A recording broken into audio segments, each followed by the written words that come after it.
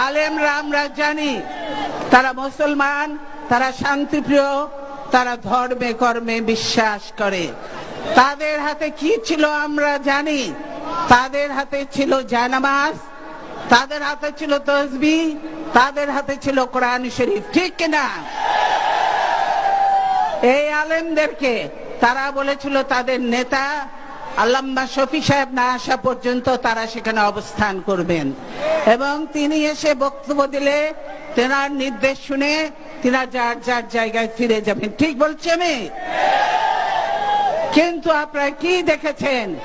সেদিন রাত্রে, ওই দিন শেষ রাত্রে দিকে এই আওয়ামী লীগ এই আলেমদের উপরে হামলা করলো, আগ্নেয়াস্ত্র দিয়ে হামলা করে বহু আলেম এতিমকে তারা হত্যা করেছে, ঠিক কিনা?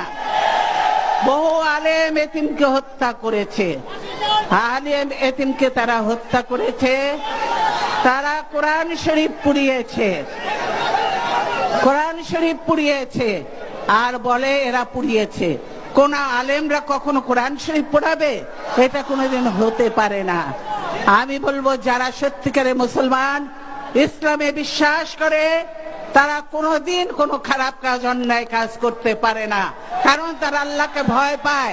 তারা যেন এই দুনিয়ায় শেষ নয়, এরপরে যেই দুনিয়া সেটাই হলো আসল, সেখানেই বিচার হবে। আল্লাহ তাআলা কাউকে মাফ করবে না খারাপ কাজ করলে, অন্যায় কাজ, খুন খারাপি আল্লাহ এটা ইসলামের মধ্যে নাই। ইসলাম হলো সবচেয়ে পবিত্র ধর্ম, শান্তির ধর্ম। সেজন্যই কিন্তু এখানে এই আলেম এতিমদের হত্যা করে তাদের বডি পর্যন্ত গুম করে ফেলেছে, আর বলেছে রং লাগিয়েছে গরুর রক্ত ইত্যাদি ইত্যাদি বলেছে না? এই হলো আওয়ামী লীগ।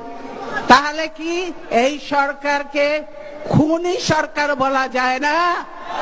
যার হাতে এতগুলো অফিসার সৈনিকের রক্ত, যার হাতে আলেম এতিমের রক্ত, যার হাতে বিভিন্ন রাজনৈতিক দলের নেতা কর্মীদের, বিএনপি, জামাত ইসলাম, অন্যান্য আমাদের দলের নেতা কর্মীদের রক্ত, যার হাতে সাধারণ নিরীহ মানুষের রক্ত, তারা খুনি ছাড়া আর কি? এই সরকার হলো অবৈধ সরকার, হলো একটি খুনি সরকার। তাই তাদের এই ক্ষমতায় থাকার কোনো এখতিয়ার নেই। ভবিষ্যতে আপনারা এগুলো মনে রাখবেন, ভবিষ্যতে মনে রাখবেন, এই খুনিরা আপনাদের কাছে আসবে আবার, তখন অনেক ভদ্রবেশে, তখনও তো ছদ্মবেশ ধারণ করেও হিজাব টুপি পরে আবার তখন তসবিহ হাতে আপনাদের কাছে এসে ভোট ভিক্ষা করবে। তখন কিন্তু আপনারা ভুলে যেন না যে আপনাদের হাতে এদের রক্ত, আপনাদের রক্ত এদের হাতে, কাজে এদেরকে কোনোভাবেই মাফ করা যায় না, ঠিক কিনা?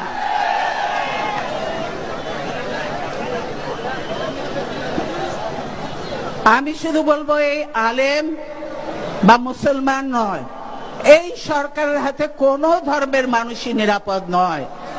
আপনারা দেখেছেন না পার্বত্য চট্টগ্রামে ও বৌদ্ধ মন্দিরগুলোর কি অবস্থা করেছে? ভেঙে টেঙে সব নষ্ট করে তছনছ করে দিয়েছে। হিন্দুদের মন্দিরে যে আক্রমণ করে মন্দির ভাঙে, মূর্তি ভাঙে, তাদের অলংকার চুরি করে, হিন্দু ধর্মের ভাইদের বাড়ি ঘর জমি জায়গা তারা দখল করে নেয়। কারা দখল করে? আওয়ামী লীগের লোকজন দখল করে। এই হলো তাদের প্রকৃত চেহারা। কাজে আওয়ামী লীগকে প্রতি কোনো ধর্মের মানুষেরই কোনো আস্থা বা বিশ্বাস নাই। এরা হলো বেঈমান, এরা হলো মুনাফিক, এরা মুনাফিক। এদের কাছে দেশ বড় নয়, মানুষ বড় নয়, মানুষের জীবন বড় নয়, এদের কাছে বড় হলো শুধু টাকা আর ক্ষমতা। তাই আজকে টাকা আর ক্ষমতার জন্য তারা এই বসে রয়েছে। এই যে মাহমুদুর রহমান, এই লোকটা সত্য কথা বলতো না, সৎ সাহস ছিল। এই লোকটা এখন কোথায়? জেলে। কারণ একে মুক্তি দেয় না। সত্য কথা লিখতো, খবরের কাগজে সত্য কথা বলতো, সাহস ছিল, সেজন্যই তাকে এখনো জেলে আটকিয়ে রেখেছে। এবং তার কাগজ আমার দেশ বন্ধ করে দিয়েছে যাতে কেউ পড়তে না পারে। ইসলামিক টিভি বন্ধ করে দিয়েছে, দিগন্ত টিভি বন্ধ করে দিয়েছে, চ্যানেল 1 বন্ধ করে দিয়েছে। কিসের জন্য? যেগুলো যাতে জনগণের কথা বলতে না পারে, সেজন্যই তারা বন্ধ করে দিয়েছে। এর জন্য আরো বেশি এই সম্প্রচার নীতি করেছে, এই সাংবাদিক ভাইদেরকে ভয় দেখানোর, যাতে তারা ঠিক মতো সম্প্রচার না করে আমাদের কথাগুলি। এই যে টক শোতে যে যারা সিনিয়র সিটিজেন আসে, বিশিষ্ট নাগরিক বৃন্দ সত্য কথা বলে, দেশের কথা বলে, সেগুলি বন্ধ করে দেওয়ার জন্যই সেগুলি সম্প্রচার নীতিমালা করা হয়েছে। ভয় দেখানো হয়, সরকারের বিরুদ্ধে কেউ কিছু বললেই তাকে গ্রেফতার করা হবে। আরে যারা ভোট, জনগণের ভোটেই নির্বাচিত নয়, তারা আবার সরকার কিসের? তাদের আবার জনগণের প্রতিনিধি কিসের? এরা তো জনগণের প্রতিনিধিত্বই করে না, এরা কোনো ভোটে নির্বাচিত আসে নাই। কাজে এদেরকে ভয় পাওয়ার কোনো কারণ নেই। তারা ভয় দেখায় যে আমাকে জেলে নেবে, আমি বলে আমি জেলখানায় ভয় পাই না, আমি জেলখানায় ভয় পাই না। কিন্তু আমি বলি জেলে গেলে কিছু হবে না, কিন্তু পরবর্তীতে চিন্তা করে রেখেন। আপনারা যে অপকর্মগুলি করেছেন, আপনারা যেসব অপকর্ম করেছেন, এত খুন, এত গুম, এত হত্যা, এত লুটপাট, প্রতিদিন প্রতিটি জিনিসের তথ্য আমাদের কাছে আছে এবং সবকিছু, সেগুলি যখন প্রকাশ হবে তখন কোথায় যাবেন? তখন কি করে বাঁচবেন? জেলখানায় তখন কি আপনাদের জন্য জায়গা হবে না? অনেক বেশি জায়গা হবে। তাই জেলখানার ভয় দেখিয়ে, মিথ্যে মামলা দিয়ে সাজা দেখানোর ভয় দেখাবেন না। প্রিয় ভাইরা,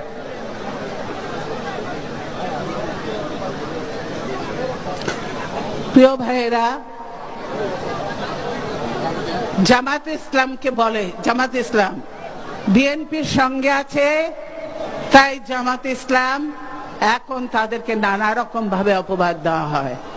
জামাত ইসলাম খারাপ, জামাত ইসলামকে কখনো জঙ্গি বানায়, কখনো তাদেরকে আবার স্বাধীনতা বিরোধী, অমুক তমুক, যখন যা ইচ্ছে মনে চায় তাই বলে, যেহেতু এখন 20 দলীয় জোটের সঙ্গে আছে। কিন্তু এই জামাত ইসলাম এক সময় আওয়ামী লীগের সঙ্গে ছিল, আপনাদের মনে আছে? তখন ছিল তারা আওয়ামী লীগের বন্ধু এবং স্বাধীনতার সপক্ষের শক্তি। তখন ছিল স্বাধীনতার পক্ষের শক্তি, তখন কিন্তু আওয়ামী লীগ, জামাত ইসলাম খারাপ ছিল না, এখন খারাপ হয়ে গেছে। এই হলো তাদের অবস্থা। আবার তারা বলে, আবার তারা এই করে যে তারা বলে যে হাসিনা নিজেই বলেছে যে কি বলে, তার দলের সবাই বিক্রি হতে পারে, কিন্তু সে ছাড়া সে শুধু বিক্রি হয় না। তাকে জিজ্ঞাসা করেন একবার, আপনি তো বহু আগে বিক্রি হয়েছিলেন, 86 সালে এরশাদের সঙ্গে আতাত করে বহু টাকার বিনিময়ে আপনি বিক্রি হয়ে ইলেকশনে যান নাই? 86 সালে আমাদের সঙ্গে একসঙ্গে বসে আমরা চুক্তি করেছিলাম যে এরশাদের অধীনে আমরা কেউ নির্বাচনে অংশগ্রহণ করব না। সেখানে রাতারাতি তারা লাল লীগের ময়দানে হাসিনা বলে আসলো যে এরশাদের অধীনে যারা নির্বাচনে যাবে তারা জাতীয় বেঈমান, ঠিক কিনা? জাতীয় বেঈমান। অথচ দেখা গেল আমরা কেউ কিন্তু যায় নাই, বিএনপি যায় নাই, আর আওয়ামী লীগ চলে গেল। তাহলে কি হলো? তিনি বিক্রিও হলেন এবং জাতীয় বেঈমান খেতাব উপাধি পেলেন তিনি। এই হলো তাদের চেহারা। জাতীয় বেঈমানদের কি বিশ্বাস করা যায়? যায় না। সেজন্যই বুঝতে হবে জাতীয় বেঈমানদেরকে বিশ্বাস করা যায় না। প্রিয় ভাইয়া, বলে যে বিএনপি জোট নাকি ভেঙে যাচ্ছে। আরে বিএনপি জোটে কেউ ভাঙবে না, বিএনপি জোট শক্তিশালী আছে, ইনশাল্লাহ থাকবে। কারণ যে যারা দেশপ্রেমিক তারা কখনো ওই দালালদের সঙ্গে যেতে পারে না, বেঈমানদের সঙ্গে যেতে পারে না, মুনাফিকদের সঙ্গে যেতে পারে না। তারা যারা দেশপ্রেমী, দেশের জন্য মানুষকে ভালোবাসে, জীবন দিতে চায়, তাদের সঙ্গে আছে এবং তাদের সঙ্গে থাকবে। আজকে দেশের এই দুর্দিনে আরো বেশি করে তারা ঐক্যবদ্ধ হবে দেশকে রক্ষার জন্য, এই অত্যাচারী জালিম খুনিদের হাত থেকে দেশকে বাঁচানোর জন্য।